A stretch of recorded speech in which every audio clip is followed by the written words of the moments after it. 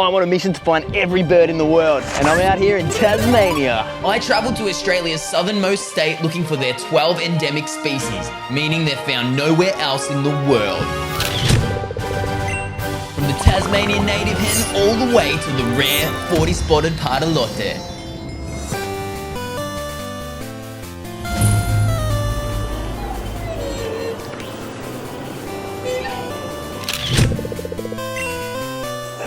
No way. I think I just found a Tasmanian thornbill. There's a golden whistler somewhere around here. I can hear him.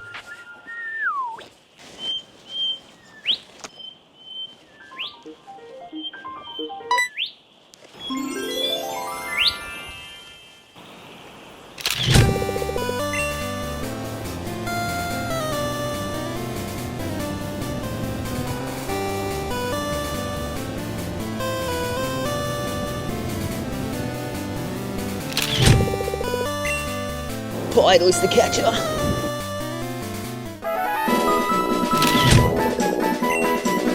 Tasmanian scrub wren. That's already 3 endemics. I've only been in Tasmania for a few hours and I'm already a quarter of the way there. This is easy as.